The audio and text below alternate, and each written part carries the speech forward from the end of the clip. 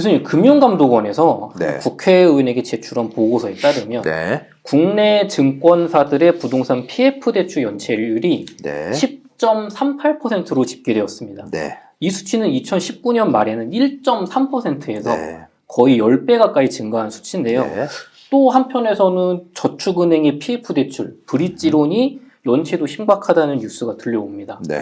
교수님, 현재 부동산 금융시장 네. 저희가 안심할 수 없는 상태일까요? 네.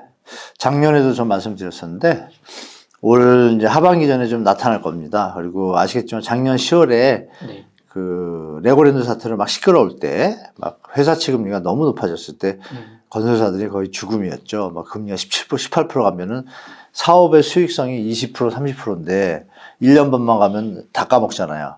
그러니까 망하는 거랑 똑같은 건데 너무 급하니까 정부에서 그 ABCP라고 그러죠. 자산유동화증권에 대해서 정부가 일단 차한 대출 해준 거예요. 갚아야 되는데 못 갚으면 부도니까. 그러면 우리가 일단 빌려줄게 해서 빌려줬단 말이에요. 근데 걔들의 만기가 1년짜리예요. 정부는 그 돈이 다 어디서 나겠어요 또. 투자자가 뒤에 있겠죠. 투자자도 있고 국가 재정도 있는데 같이 들어가요. 그러니까 그런 걸 생각해 보시면 1년 지나면 일단 어느 정도 회수가 되거나 그 현장이 1년 동안 분양을 해서 갚으란 얘기였잖아요. 그러면 이제 그게 10월 달 얘기입니다, 여러분. 10월 달. 그 난리 났을 때가. 그리고 1월, 2월, 11월, 12월 조용히 지나가고 1월, 2월 가는 중에 여러분들이 아시는 흥국생명, 코코본드, 신종자본증권 일이 터졌고 새마을금고가 뜬금없이 또 시끄럽게 좀 만들었고 안 보이던 일이 일단 일어났고 지금 말씀 주신 연체율이 10%면요, 은행에서는 일단 위기입니다. 어느 은행, 금융기관이든. 수익률이 뻔하잖아요. 은행의 수익률은. 예대마진 계산해 보시면. 대손충당금을 해칠 정도로 오게 되면 문제가 되는 건데, 연체율이 한 번으로 끝나는 게 누적되면 문제가 되겠죠? 연체율은 왜 발생하죠? 너무 사업을 잘 돼서 빨리빨리 갚아야 되는데. 그쵸. 못 갚으니까. 분양이 안 되니까. 네. 그러면 그 은행들의 입장에서 어떻게 되나요? 계속 기다릴 수는 없잖아요. 한없이. 그렇죠. 채권 대출 들어가야 되죠. 그러면 그 PF 현장은 부도가 나는 거죠. 채권에서 왜 은행 입장에서 살아야 되니까 자기도. 그렇죠. 같이 망할 수는 없잖아요. 그러면 그 얘기는 은행이 저축은행이든 캐피탈이든 보험사들이 회수를 하려고 할 때 분양이라는 시장과 맞물려 있잖아요. 이 세 개가. 분양이 안 되면 다 파산인 거고. 그 정도가 정부에서 이제 경제, 우리나라 국내 금융위로 가는 걸 막기 위해서 최대한 지원을 하고 있는데, 워딩이 제일 중요합니다. 워딩이 뭐라 그러냐면, 추경호 장관 얘기할 때 여러분들은 바쁘셔서 모르니까 제가 대신 잘 봤는데, 어떻게 됐냐면, 우량 현장에 대해서는 적극적으로 지원을 해준다. 단 구조조정을 전제로 이겁니다. 우량 현장조차도 분양가를 싸게 하라는 얘기입니다. 그래야 팔리잖아요. 그렇죠. 그래야 돈이 돌잖아요. 덜 남고. 근데 우량 현장만 얘기했단 말이에요. 부실 현장은. 손을 안 대준다는 얘기예요. 이게 이제 팩트죠? 네. 그리고 안 대주는 데서 이제 아니나 다를까 새마을금고 툭 터졌잖아요? 그 현장에 문제가 있으면 새마을금고 대출이 아니라 중도금 대출이 아니라 이쪽에 정부의 지원을 받아서 텀을 더 가질 수 있는데 그거 못 가졌잖아요. 자기가 안 되니까. 네. 그러니까 이제 새마을금고가 대신 들어가 준 건데 일이 났죠. 그 일이 이제 연체율이 높아지면 점점 여러 군데서 벌어질 가능성이 있잖아요. 네. 그래서 실제로 여러분들이 모르시는 분야가 또 뭐가 있냐면 이건 주거용이잖아요. 네. 근데 이제 서울 수도권에는요 한때 코로나 때 그 전 때 그 물류창고가 대박이 났었어요. 물류창고가 서울 수도권에 모자라가지고 물류창고 사업이 붐이 불었어요. 그래가지고 PF 증권사들이나 보험 캐피탈 일부들이 물류창고에 땅 사고 짓는 돈을 PF를 해준 게 많아요. 근데 여기서 뭐냐면 다 지어가거나 짓고 있는 중인데 지금 경제가 이렇게 된 거예요. 그죠. 또 코로나로 인한 어떤 그 배송 수요도 아무래도 많이 빠졌고 네. 경제도 안 좋아지고 경제가 다운되니까 예약했던 창고를 쓰기로 했던 예약 임차인이라고 있어요. 그렇게 하면서 사업을 진행하는데 그 임차인들이 어떻게 돼요? 지금 자빠지고 있잖아요. 네. 그럼 이 사업은 어떻게 돼요? 스톱이죠. 그렇죠. 그런 것들도 좀 많습니다. 게다가 여러분이 들어갔던 지식산업센터 많이 요즘 끝물이라 가지고 완전히 좀 안 좋고 여러 군데 지금 포진해 있는 거예요. 조그만 쥐레들이. 근데 이것들이 다행인 거는 뭐냐면 대한민국이 2008년도 금융위기 때 큰 일을 겪었기 때문에 좀 시스템 리스크에 대한 관리가 돼 있어요. 1금융권은. 저축은행도 어느 정도는 돼 있는데 일부 뭐 아시는 수협, 신협 이렇게 협동단이 금융감독원의 제재를 100%안 받거든요. 네. 약간 프리하다 보니까 공격적으로 대출하는 데가 많아요. 그런데 이제 또 문제가 생길 수도 있겠죠. 전부는 아니고. 그러면 그런 것들이 제가 볼 때 하반기 내에 조금 뉴스들이 나올 것 같아요. 제 생각에. 나오면 심리가 좀 줄겠죠.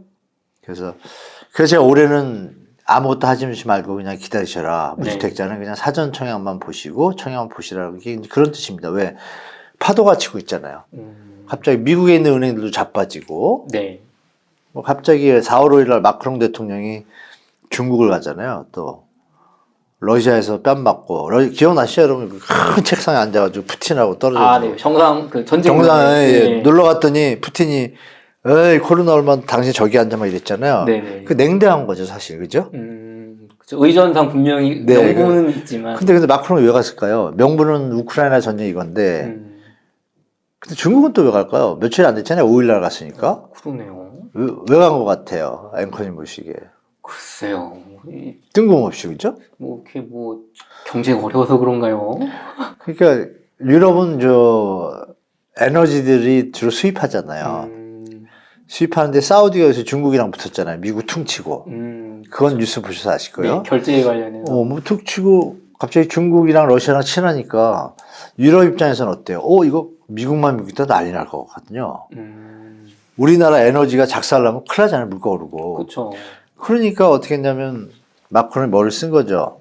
그리고 마크롱이 4월 5일 날 갈 때 EU 상임위원장 아주머니 있어요. 무슨 글라스 뭐 정확히 기억 안 나는데 그 여자분하고 같이 갔어요. 그분은 또 왜 갔죠? 그럼 EU라는 건 어쨌든 그 유럽 전체 국가잖아요. 조직이니까. 그 가서 이제 보면 이렇게 사열을 하는데 군대 시진핑은 이렇게 썩소를 짓고 계속 걷고 그 두 분은 계속 밝은 표정이에요. 이런 표현이 정확히 모르지만 알랑방구 뭐 이런 느낌을 받았어요. 저는 그래서 왜 저러지? 그래서 좀 알아보니 지금 국세 정세가 급히 변동하고 있구나. 그걸 느꼈고 사우디가 그러고 인도도 미국 한번 퉁쳤죠. 네. 근데 대만이 또 미국에 날아가서 정신이 없는 거예요 지금. 제가 볼 때 국세 정세가 우리는 우리 것도 정신이 없는데 그렇죠. 국세 정세가 정신이 없어요. 그럼 여러분 아시겠지만 국세 정세가 안 좋으면 우리 수출 국가잖아요. 네. 수출이 줄겠죠 당연히. 안 그래도 무역 수지가 계속 몇 개월 네. 적자라고. 그러면 PF는 결론은 뭐예요? 경제가 좋아야 분양이 잘 되는데 여러 가지 팩트나 요인들이 좋은 게 별로 없잖아요. 그렇죠. 그러면 이거는 어차피 건너야 할 강이구나. 그래서 좀 참고 기다리고 파도가 끝난 다음에 네. 미국이 이제 금리 이번에 좀 이따 5월 2일 날 또 하잖아요 회의 때. 그때 올려봤자 0.2올 거고 아니면 동결할 거예요. 그러면 그 상태에서 우리가 자산관리의 개념을 연결해서 체크를 해보셔야 되잖아요. 네네. 그럼 우리 국민들은 소득이 있는 건 없잖아요. 뭐 사실 그럼 집값이 내려오지 않는 한 살 수가 없잖아요. 네. 그럼 얘기가 나오잖아요. 그래서 PF 문제가 하반기 되면 조금 문제의 가시화가 될 소지가 좀 많다 말씀드리겠습니다. 또 PF 대출이라는 그 지뢰 복병이 있기 때문에 더더욱 주의를 하셔야 된다는 네. 얘기를 해주셨습니다. 네.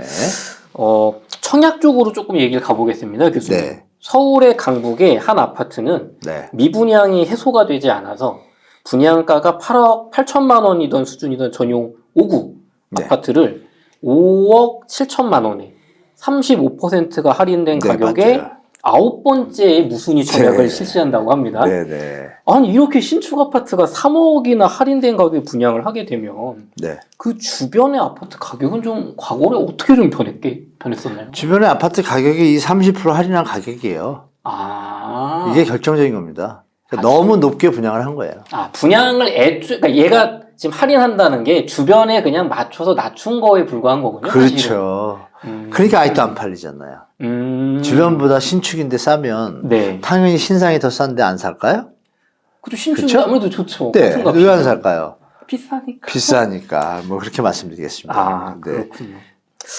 그러면 말씀하신 것처럼 3억이라는 거를 분양 할인을 할 정도면 정말 네. 지나치게 고분양가로 책정이 됐던 게 아닌가 그렇죠. 생각이 드는데요. 분양가 상한제가 적용되는 민간 아파트라든가 네. 공공택지지구 같은 경우 상대적으로 분양가가 좀 저렴한 편입니다. 저렴하죠. 예. 그렇다면 요런 합리적인 분양가로 판매하는 아파트에는 네. 지금 무주택자분들이 청약을 좀 넣어도 괜찮은 시기다라고 생각하시는지요? 네네. 그거는 이제 무조건 따라 하실 건 아니고요. 제가 저번에도 말씀 안 드렸나 모르겠는데, 일단 기존 시세가 여러분 2015년, 16년, 17년 대비 네. 다 두세 배 올랐거든요. 금액이. 두세 배 올랐으니까 1억짜리가 3억이 된 거예요. 네. 그럼 얘가 반값이면 1억 5천이잖아요. 그쵸. 그러면 7년 동안 50%의 수익률이면 1년으로 따지면은 5, 7이 30, 6, 7이 40, 7%예요. 괜찮죠? 괜찮네. 잘한 거죠. 손해도 안 봤잖아요. 네. 뒤에 아까 말씀하신 뒤에 산 분들이 지금 물린 거죠. 근데 이제 소비자 입장에서는 그러면 보면 이게 한 4, 50% 내려갔는데 1억 5천이에요. 지금 막 떨어져가지고 송도처럼. 네. 근데 더 내려가기는 좀 쉽지 않아 보이는 느낌이 있잖아요. 그 와중에 신축이 똑같은 것을 분양을 한다. 그럼 무조건 받는 거죠. 왜? 떨어져도 떨어질 폭이 적고, 떨어진다고 가정하면 이 주택은 신축이니까 그만큼 상쇄하는 베니핏이 있잖아요. 부가가치가. 그쵸. 그러니까 쉽게 말하면 부동산 현재 그 계신 지역에 네. 주택 가격이 충분히 빠졌다. 네. 그런데 그거나 똑같거나 뭐 5% 비싼 분양가다. 이러면 신축이라는 가중치를 생각하시면 그건 괜찮고. 근데 한 20%밖에 조정이 안 됐어요. 그렇죠. 그러면- 일부 지역은 그렇더라고요. 네, 맞아요. 20%밖에 안 됐는데 20%보다 3% 싸게 했어요. 그렇게 할 거거든요, 이제. 그러면 이제 수요자들 고민하는 거죠. 네, 고민할 때 그때는 뭘 보시냐면 주위의 입주 물량을 보는 거예요, 내년에. 내년에 입주 물량이 많다? 그러면 기존 주택 가격이 내려갈 가능성이 많잖아요. 그렇죠. 그러면 이건 비싼 거죠. 음. 그렇게 이제 비교하시면 답이 나오는데 그냥 보시고 현재만 보면 안 돼요. 2015, 16, 17년도 가격 대비 꼭지에서 지금 몇 프로 빠진 가격으로 우리 동네가 돼 있는지. 네. 충분히 빠진 데서 5, 10% 상하는 괜찮은 거고 안 빠졌는데 5에서 10%면 이건 생각해 봐야 되는 거죠. 그렇게 접근하시면 큰 무리 없을 겁니다. 네. 그 말씀하신 것처럼 30% 정도 이상 이제 하락한 지역은 이거 괜찮다. 그 정도 가격대의 신축이니까. 반면에 아니요, 40%죠, 40%. 40% 정도 30%는 조금 계산하셔야 돼요. 계산하셔야 돼요. 네, 맞아요. 40%가 기준으로. 네. 그리고 덥석 사는 게 아니라 다음 해에 있는 입주 물량을 비교해서 그렇죠. 입주 물량 대구는 엄청 많잖아요. 지금. 맞아요. 이런 경우는 기다리는 게 좋겠다. 무조건 좋죠. 네. 꿀팁을 주셨습니다. 네. 교수님, 반면에 네. 서울의 영등포구의 한 아파트는 198대 1, 네. 은평구의 한 아파트는 10대 1, 네. 동대문구의 이문휘경 아파트 청약도 51.7대 1로 완판이죠. 완판 행진을 보이고 다 있습니다. 완판이죠. 네. 물론 무조건 완판이든 1년 전과 비교하면 분위기는 좀 입지와 분양가에 따라 달라졌다. 네. 청약 경쟁이 좀이 아닌데요. 많이 완전히 달라졌다. 어떻게 달라졌냐면 영등포 지금 말씀하신 거기 자이는 주위의 시세가 13억 정도예요. 근데 여기가 입지가 조금 더 좋아요. 근데 11억대예요. 2억에서 수령. 네. 근데 그 13억도 예전에 17억, 18억 가던 거예요. 떨어졌는데 13억. 네. 그러니까 당연히 사죠. 제가 말씀드린 아까 방식이랑 비슷하잖아요. 40% 정도 됐네요. 네. 계산하니까 이건 가는 거예요. 음. 휘경자이 그것도 마찬가지입니다. 휘경도도 완판인데 네. 세대수가 많은데도 완판됐단 말이에요. 거기도 똑같아요. 음. 단지도 더 새 거고 새로운 아파트들은 더 커뮤니티가 좋잖아요. 그렇죠. 공법이 발전해서. 그런데 요새 건축자 재비도 올랐다는데도 주위보다 싸네? 그거 완판이죠. 근데 휘경 거기도 많이 좀 20, 30% 많이 빠졌거든요. 그 상태에서 조금 더 싸니까 이건 가는 거죠. 왜? 기존 주택이 더 내려가도 얘랑 차이가 5에서 10% 사이에서 위아래에 있으니까 이건 갈만한 거예요. 그런데 뉴스에는 꼭 안 나요. 4개 현장인데 3개 현장이 완판 있잖아요. 하나는 제가 좀 안티 생길까봐 말씀 안 드리는데 여기는 완패했습니다. 완패는 아니고 반패. 아세요 어딘지? 글쎄요. 제가 정확하게는 네. 모르겠네요. 뭐 있어요. 어느 동네가 있는데 네. 청약홈 가시면 딱 떠요. 그러면 거기는 왜 그랬겠어요? 거기는 아까 말씀드린 대로 분양가가 높았기 때문에 사람들이 안 들어간 거예요. 그러면 우리 기자분들이 4군데에서 하나는 참패도 아니고 완패도 아니지만 성공 못한 현장, 나머지 3개는 완판인데 이유를 보니 분양가가 적정하고 싸고 여기는 분양가가 높다. 그 얘기는 뭐예요? 시장에 분양가 높은 건 안 산다라는 이미지를 주니까 좋은 기사인데 네. 공교롭게 기자분들은 그건 안 쓰고 이쪽 거만 쓰죠. 완판만. 그래서 조금 우리 소비자분들이 시청자분들이 잘 판단하시라고 4월 달이 제일 중요합니다. 4월에 분양 물량들이 그 회사들이 고민 끝에 나오거든요. 분양가가 이걸 받잖아요. 분양가를 낮추면 수익이 줄잖아요. 그렇죠. 낮추기 싫은 거예요. 근데 한 반을 팔아가지고 더 내려갈 수 있으니까 그게 더 도움이 될지만 고민들을 하다가 이번에 나오니까 시청자 여러분들이 4월 분양 현장의 결과 그거를 보시고 앞으로 시장의 향방을 알 수가 있습니다. 예를 들어서 완판된 데들이 공통적으로 시세가 30% 빠졌는데 5%나 똑같거나 10% 싸다? 그럼 완판됐을 거예요. 그러면 그 그림에서 나오잖아요. 앞으로 이런 거구나라고. 그렇게 판단하면 좋을 것 같아요. 예. 이 정도 가격대면 좀 서로 가겠다. 거래가 되는 가격이고. 그렇죠. 합당한 가격. 네. 합당한 가격. 네. 그래서 시청자분들도 지금 계속 반복되는 게 4월 달이 중요하다는 말씀을 네, 맞아요. 자주 제가 하고 볼 때 계십니다. 많이 말씀드리죠. 그럼 교수님 만약에 할인 분양이 과거에 있었다는 게 그러면 네. 이렇게 합당한 가격 정도에 분양하는 어떤 아파트들이 안 팔려서 할인 분양하는 게 아니고 너무 비싸게 고분양가로 했다가 이제 주변 시세보다 너무 비싸니까 안 팔리는 게 막 20% 30% 할인 분양한다 이런 광고가 나왔고 그런 네. 그게 그건가요 그럼? 네, 맞습니다. 그게 뭐 정상적인 가격을 깎아서 파는 게 아니고 네.